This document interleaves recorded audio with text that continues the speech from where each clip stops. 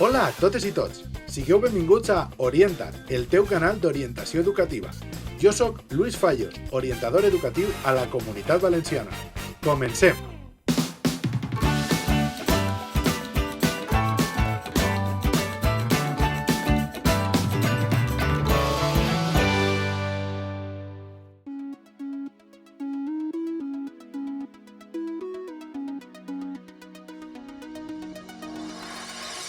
Hola a totes i tots! En aquest vídeo us presento les opcions que teniu una volta finalitzeu els estudis de segon de batxillerat.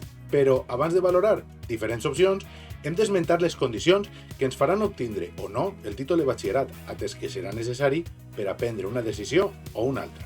Així doncs, el primer que hem d'entendre és que, tal com estableix la normativa que ho regula de moment, per obtindre el títol de batxillerat al final de l'etapa s'ha de tindre avaluació positiva, és a dir, haver aprovat totes les matèries dels dos cursos de batxillerat. Així doncs, si no aconseguim aprovar-ho tot, tenim la possibilitat de repetir curs. Però el segon de batxillerat és un curs singular, perquè podríeu matricular-vos sols de les assignatures no superades, o bé optar per repetir el curs complet. Si opteu per repetir el segon curs de batxillerat complet, perquè les qualificacions positives obtingudes són massa baixes per allò que voleu estudiar, podríeu renunciar a la qualificació obtinguda en aquestes matèries i cursar-les de nou.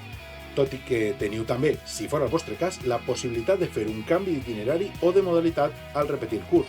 Aquesta opció la deixaré per a un altre vídeo, perquè aquest canvi és un procediment que sempre ens genera molts dubtes. Així que, si és la vostra situació, contacteu amb els departaments d'orientació dels vostres instituts i allí us ajudaran. I tot i que ho comentarem més endavant, podeu preparar també la prova d'accés a cicles formatius de grau superior si teniu ja 19 anys complits en el moment de la prova. A més, tot i que ja ho sabreu, cal recordar que el màxim de repeticions que s'hi poden donar al llarg de l'etapa és de 2, és a dir, podríeu romandre en batxillerat fins a un màxim de 4 cursos. En cas d'esgotar totes les repeticions, encara tindríeu la possibilitat de canviar a la modalitat de batxillerat nocturn. Tot i que l'oferta no és molt gran, tal volta al vostre municipi o algun municipi proper podeu trobar un institut on s'oferta. Sols vull acabar aquesta primera secció del vídeo recordant d'una banda que la qualificació final de l'etapa de batxillerat serà la mitjana aritmètica de les qualificacions numèriques obtingudes en totes i cadascuna de les matèries cursades en primer i en segon de batxillerat. Per això, sempre remarque la importància de treballar fort a tots dos cursos. Pel que fa a l'accés a la universitat, heu de superar, a més, la PAU, que comptarà un 40% de la qualificació d'accés front al 60% de la vostra qualificació final del batxillerat. I ja que he parlat de la PAU, anem a endinsar-nos en aquest meravellós món.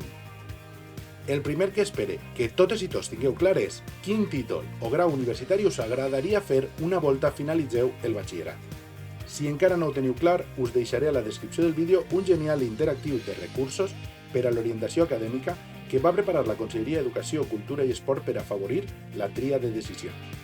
Tal volta us agraden diverses titulacions i esteu dubitatius, doncs ja és l'hora de prendre decisions i de ficar-vos a pensar en fer un rànquing. Com que ja esteu fent un itinerari de batxillerat determinat, espere que, almenys, pel que fa a la branca de coneixement, tingueu clares les possibles titulacions per a les que us heu estat preparant. Us deixo també a la descripció del vídeo el document amb la relació de graus universitaris dividits en les diferents branques de coneixement. Així, si la vostra modalitat és la de ciències, sabeu que podeu optar a graus de les branques de ciències, ciències de la salut i enginyeria i arquitectura. D'altra banda, si estem a les modalitats d'humanitats i ciències socials, els graus cap als que hem orientat la nostra formació seran els de les branques de coneixement d'humanitats o de ciències socials i jurídiques. Pel que fa a la modalitat d'arts, aquesta serà la que ens prepara per a graus concrets com els de Belles Arts, Ensenyaments Superiors d'Arts Plàstiques i Disseny, o fins i tot, si heu fet ensenyaments professionals de música i dansa, us permetrà optar als estudis superiors corresponents. Però sé que esteu totes i tots molt nerviosos i nervioses, amb una paraula que us batega al cap des que comença el curs. Pau. I sé que no servirà gaire dir-vos que us relaxeu una mica i no us angoixeu, però l'experiència em diu que si treballeu fort al llarg del curs i us va bé el curs, la PAU també us anirà bé. En primer lloc, suposa que totes i tots sabeu que la PAU té una fase obligatòria, on us examinareu de 5 matèries: castellà, valencià, història i primera llengua estrangera, a més de la troncal de la vostra modalitat. Per superar aquesta fase, la mitjana de les qualificacions d'aquestes 5 matèries ha de ser igual o superior a un 4 i el càlcul amb la vostra nota final del batxillerat igual o superior a un 5. Aquesta qualificació, com mostraré després, com a màxim us atorgarà 10 punts. Però, com sabeu, la màxima puntuació és el 14, aleshores, com podeu aconseguir aquests 4 punts extra? En matèries de la fase voluntària, que us ponderen positivament per a les titulacions que voleu realitzar. Així podeu veure un llistat de les matèries a les que us podeu presentar, tant si les heu cursades com si no. Us podeu examinar fins un màxim de 4 assignatures, i d'aquestes matèries us agafaran les 2 que tinguen la millor nota, per a millorar la vostra qualificació. I com podem saber quines són aquestes assignatures que ens ponderen millor i que ens ajudaran a pujar la qualificació?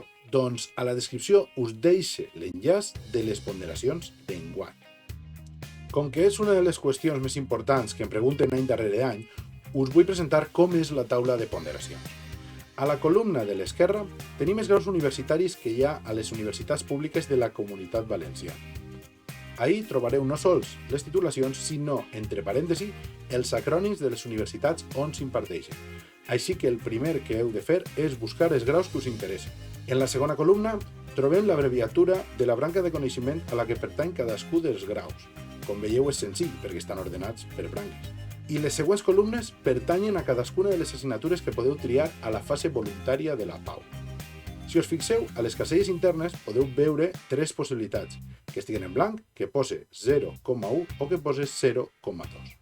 Si a la filera del grau que us interessa hi ha caselles en blanc en algunes assignatures, no us recomano que us examineu d'elles, perquè no us puntuaran en la pujada de la vostra nota per a aquest grau en concret. Però si fica 0,1 o 0,2, sí que són assignatures que puntuen favorablement, especialment les de 0,2. Tractaré de ficar-vos un exemple. Si jo vull estudiar, per exemple, traducció i interpretació, aquestes titulacions s'imparteixen a la Universitat d'Alacant i a la Universitat Jaume I de Castelló. I, per exemple, matèries com química, física o geologia no ponderarien res si decidim examinar-nos d'elles. Però sí que ho faran amb 0,2, per exemple, tot i que no apareixen a la imatge, les assignatures d'idiomes o les d'història de la filosofia, història de l'art, etc. Altre exemple, que sí es veu a la imatge, seria si voleu estudiar administració d'empreses, on trobem que totes les matèries poden puntuar. Unes ponderen 0 amb 1 i altres, en verd, 0 amb 2. Així que cal triar aquelles matèries a la fase voluntària que millor us puntuen, preferentment si les heu cursat. I per cert, per què al principi de la taula en color morat trobem les 4 assignatures troncals generals amb coeficients de ponderació en diferents graus? Doncs molt senzill, perquè si obteniu una qualificació suficientment bona a aquestes assignatures a la fase obligatòria, podria ser que us serviren també a la ponderació de la fase voluntària. 2 pel preu d'una. I després de conèixer tota aquesta informació, com podeu calcular la vostra nota d'accés a la universitat? Tenim, en primer lloc, el 60% de la qualificació mitjana del batxillerat en groc. Després, en verd, amb un pes del 40%, la qualificació mitjana de la fase obligatòria de la PAU. I, finalment, per obtindre fins als 4 punts extra, les 2 qualificacions més altes de la fase voluntària, representades per T1 i T2, multiplicades per A i per B, que representen les ponderacions, 0 amb 1 o 0 amb 2, per a aquestes assignatures en funció del grau escollit. Reviseu a la descripció del vídeo i trobareu l'enllaç a una web amb les notes de tall de totes les titulacions universitàries per a fer els vostres càlculs. Tot i que la nota de tall no és un requisit i que varia ben poc cada any, sí ens dona una idea de la nota mínima aproximada que necessiteu per a un o altre grau universitari.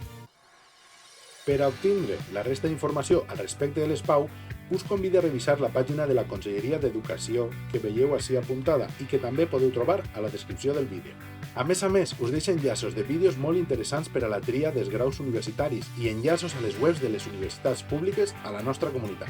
Però crec que heu de fer també vosaltres un esforç per fer una ullada a les webs de les universitats, cicles o professions que us agraden, informar-vos de les sortides professionals de cada una de les titulacions i revisar, fins i tot, les qualificacions de tall en l'accés a cursos anteriors per a veure com ho teniu.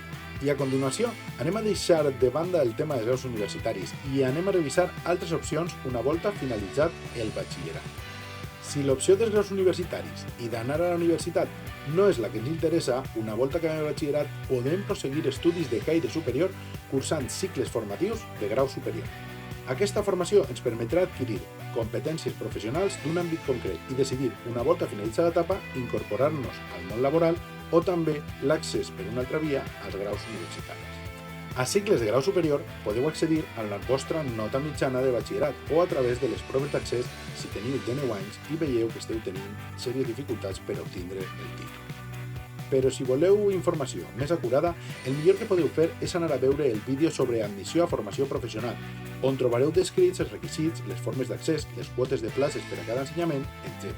Però abans, és important tindre clar i ser capaços de decidir quin és el cicle que millor s'ajusta a aquell àmbit professional que voleu dedicar-vos o fins i tot quina oferta formativa teniu a la vostra localitat o a localitats veïnes.